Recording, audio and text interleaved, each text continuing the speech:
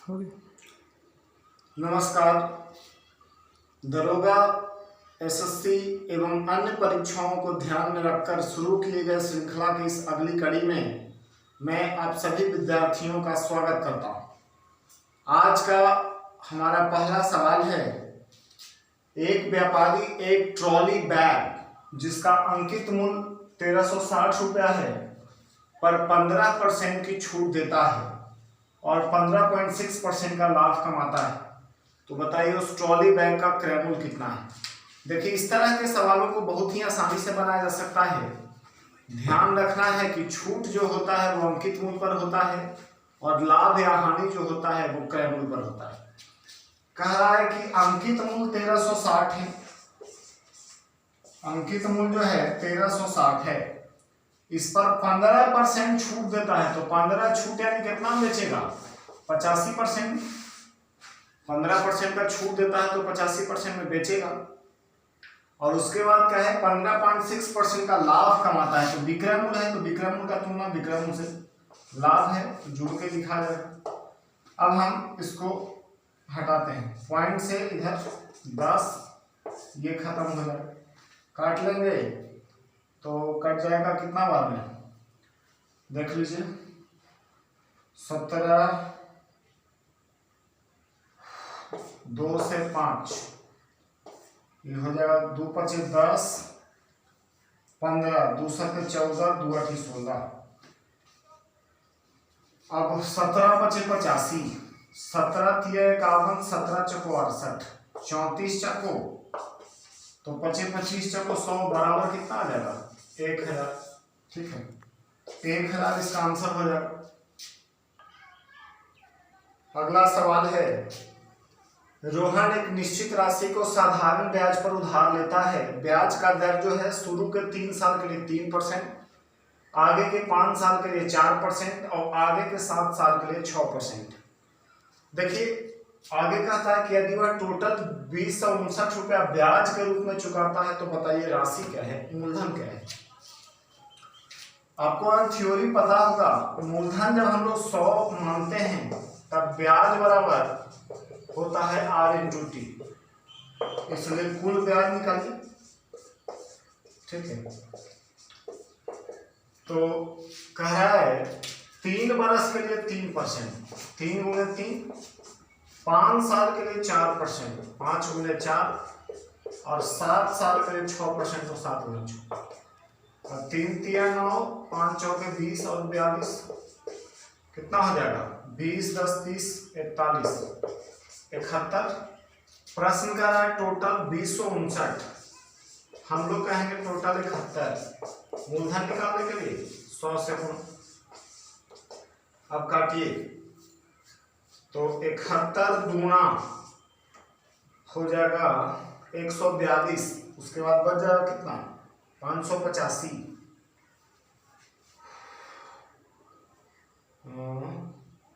71 गुना 142, तो 142 के बाद बच जाएगा 55 8 63 649, 9 बार में कट जाएगा, तो ये 2900 आएगा आंसर, जो कि तीसरा ऑप्शन है। अगला सवाल है, यदि x = √2 + √3/2 - √3 then x² + x - 9 = what। तो x बराबर लिखा है जी 2 + √3/2 - √3, क्या करिए, रेशनलाइज करिए, 2 - √3 से ऊपर नीचे गुणा करिए। ठीक है, माइनस अगर है तो प्लस से गुणा कर देंगे, ये हो जाएगा 2 + √3 का होल स्क्वायर और नीचे हो जाएगा 2 का स्क्वायर माइनस √3 का स्क्वायर, पूरे का अंडर रूट, स्क्वायर रूट कटेगा तो 2 + √3 और बटा में 2 मान आ जाएगा। ठीक है, अब वैल्यू पूछ रहा है x² + x - 9, x² यानी 2 + √3 का होल स्क्वायर प्लस x का मान 2 + √3 - 9, इसका स्क्वायर तोड़ दीजिए तो 2 का स्क्वायर 4 होता है, √3 का 3 होता है, 2ab 2 × 2 × √3 + 2 प्लस √3 माइनस 9। अब 4 और 3 7, 7 और 2 9, 4 3 7 2 9 में से 9 जाएगा कैंसिल। यहाँ 2 दूनी 4 √3 और √3 कितना 5 √3 आंसर होगा, जो कि चौथा ऑप्शन है। अगला सवाल है, यदि कोसेक स्क्वायर थीटा जो है 625/576 तो sine minus cos upon sine plus cos कितना होगा। देखिए कोसेक स्क्वायर है इतना, तो कोसेक थीटा क्या हो जाएगा, ये हो जाएगा स्क्वायर उधर रूट 625/576। 625 का 25 होता है, 576 का 24 होता है। और क्या निकालने हैं, तो अगर इसको पलट देंगे तो साइन थीटा आ जाएगा। इसको पलटिए, कोसेक का उल्टा होता है साइन, ठीक है, क्योंकि इसका उल्टा होता है साइन, तो 24/25 हो जाएगा। अब है क्वेश्चन कि साइन माइनस कॉस बटा साइन प्लस कॉस कितना होगा। ठीक है, sine theta minus cos theta बटा sine theta plus cos theta. तो कॉस भी निकाल लेते हैं। देखिए साइन थीटा होता है लंब बटा कान, 24/25 अगर देर है तो यहाँ आधार कितना हो जाएगा, आधार 24/25 के साथ ट्रिपलेट 7 होता है, या तो यहाँ से इसको हम लिख सकते हैं 7/25। आशा है कि समझ गए होंगे। 25 के स्क्वायर में से 24 का स्क्वायर घटाएंगे तो 7 आएगा। अब साइन माइनस कॉस, तो 24/25 माइनस 7/25 बटा 24/25 प्लस 7/25। 24 में 7 जाएगा 17 और 24 7 31, बटा में 25 दोनों है वो कट जाएगा, तो 17/31 तीसरा ऑप्शन। एक व्यक्ति को 80 रुपया में 90 कलम बेचने पर 20% की हानि होती है, तो 20% का लाभ कमाने के लिए 90 कलम का विक्रय मूल्य क्या होना चाहिए। देखिए लाभ हानि के सवालों को लिखने का तरीका जो होता है वो होता है रकम बटा मात्रा। 80 रुपया में 90 कलम, तो 80 रुपया ऊपर लिख के 90 नीचे लिख दें।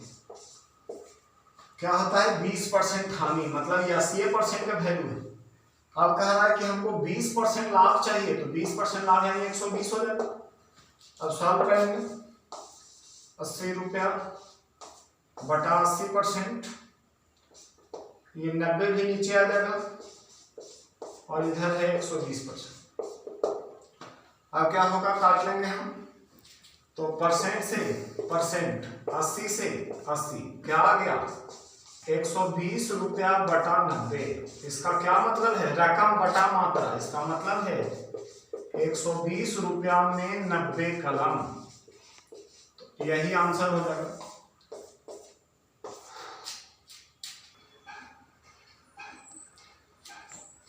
समांतर श्रेणी का तीसरा और 9वां पद क्रमशः -8 और 10 है, तो 16वां पद क्या है। देखिए समांतर श्रेणी अरिथमेटिक प्रोग्रेशन पढ़े होंगे आप, जहां लगातार दो पदों के बीच का जो अंतर होता है वो बराबर होता है। यहाँ फॉर्मूला होता है Tn बराबर a plus n-1 into D. कह रहा है कि तीसरा और 9वां देन है, तो तीसरा पद अगर हम लिख रहे हैं तो a प्लस 3 में से 1 जाएगा 2, a प्लस 2d हो जाएगा कितना -8।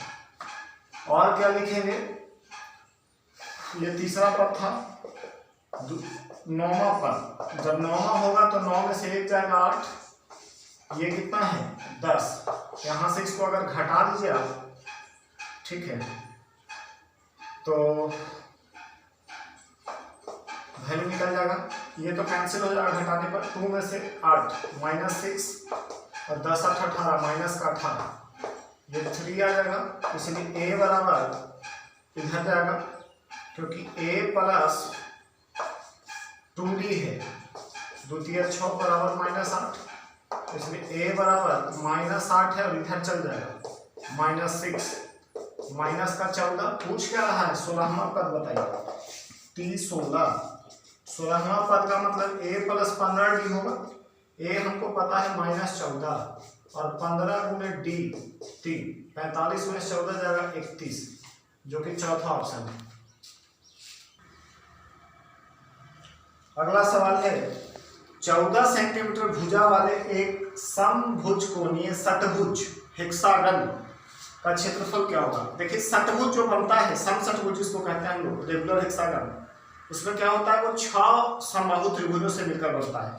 इसलिए जब क्षेत्रफल निकालना हो तो सीधा आप कर दीजिए 6 गो समबाहु त्रिभुज, और समबाहु त्रिभुज का फॉर्मूला होता है √3/4 भुजा स्क्वायर। अब खाली वैल्यू पुट करिए, √3/4 भुजा में है 14, तो 14 गुणे 14 हो जाए, काट दीजिए तो 4 से कटेगा, 2 दूना 4, 2 तिया 6, अब 2 से 7 बाद में तो 4 42, 42 7 294, 294 √3 आ जाएगा सेंटीमीटर स्क्वायर, जो कि चौथा ऑप्शन है। अगला सवाल है, एक भिन्न अपने व्युत्क्रम से 9/20 अधिक है, बताइए वो भिन्न क्या है। तो देखिए इस तरह का सवाल एसएससी की परीक्षा में 2018 वाला परीक्षा में आ रहा था। परीक्षा के लिए बेहतर है कि आप ऑप्शन मेथड लगा लीजिए, लेकिन यहाँ मैं आपको प्रोसेस भी बता रहा हूँ।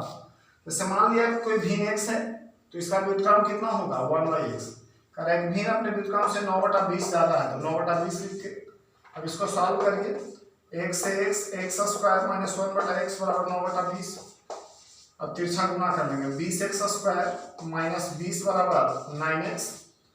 इधर ले आइए, 20x² minus 9x minus 20 equal to 0। अब देखिए 20 गुणे 20 कितना हो गया 400। 9 को ऐसा तोड़ना है कि वो 400 बना दे। कैसे तोड़िएगा, कितना में से कितना,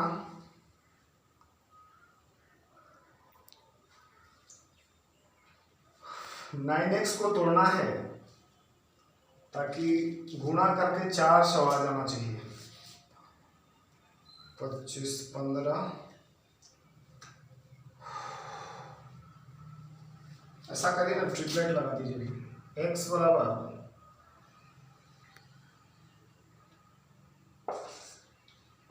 -b, तो माइनस साइन के साथ -9 प्लस माइनस √b², 9 का स्क्वायर माइनस 4ac, 4 गुणे a गुणे c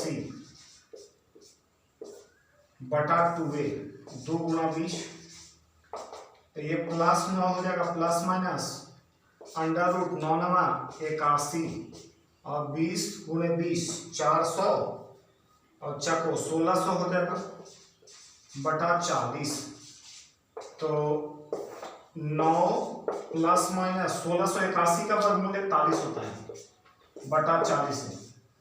9 प्लस 41 बटा 40 और एक होगा 9 माइनस 41 बटा 40, तो 50 बटा 40 यानी 5/4 और ये माइनस 32 बटा 40, ये होगा -4/5। लेकिन माइनस का कोई ऑप्शन नहीं है, इसलिए आंसर ये प्लस वाला हो जाएगा, ये आंसर हो जाएगा। ठीक है, यहाँ पे गुणनखंड भी हो रहा होगा, कभी कभी दिमाग में नहीं चलता है, ये गुणनखंड भी संभव है। एक परीक्षा में 40 छात्रों का औसत अंक 25 था। बाद में पाया गया कि एक छात्र का अंक जो है गलती से 37 के बजाय 73 लिखा गया था। कहने का मतलब क्या है, अभी जो औसत आया है वो 25 है, किसी एक स्टूडेंट का मार्क्स था 37 और वो लिखा गया 73। मतलब आप समझ रहे होंगे, ये लिखना था 3 पर 7, वो लिख दिया 7 पर 3, तो इसका मतलब क्या हो गया, ये 36 ज्यादा लिखा गया। तो अगर 36 ज्यादा लिखाया तो इसके चलते औसत भी ज्यादा हो गया होगा। औसत बराबर योग बटा संख्या, योग में 36 ज्यादा हुआ है, संख्या कितना है 40 को, तो 36 बटा 40 कितना हो जाएगा 0.9। मतलब औसत जो है इतना ज्यादा लिखा गया है।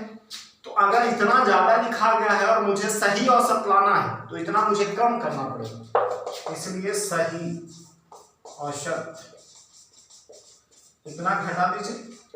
25 माइनस 0.9 इज इक्वल टू 24.1, तो ये आंसर हो जाए। अगला सवाल है, एक दूध वाला 25 रुपये प्रति लीटर दूध खरीदता है और 1/4 पानी मिलाता है और इस मिश्रण को 26 रुपये प्रति लीटर बेचता है, तो बताइए कितना लाभ होगा। सबसे पहले सोचिए, दूध में 1/4 पानी मिलाता है। ये में दूध, इसका मतलब दूध कै लीटर है? 4, पानी मिला दिया कितना? 1, तो टोटल हो गया कितना? 5 लीटर हो गया। अब जरा आप सोचिए, ये पनिया में कोई पैसा लगेगा? ये नहीं लगेगा, फ्री के भर देगा। तो जो भी उसका लागत लगा हुआ है वो दूध में लगा हुआ है, तो उसके लिए क्रयमूल्य कितना हो जाएगा? कह रहा है कि 25 रुपये प्रति लीटर खरीदा है 4 लीटर, तो 25 को 100, लेकिन अब वो 5 लीटर हो गया, तो उसको बेचे के आवेगा कितना? 26 रुपये लीटर, 5 130, कितना फायदा होगा? 30। तो यही 30% जो है लाभ हो जाएगा।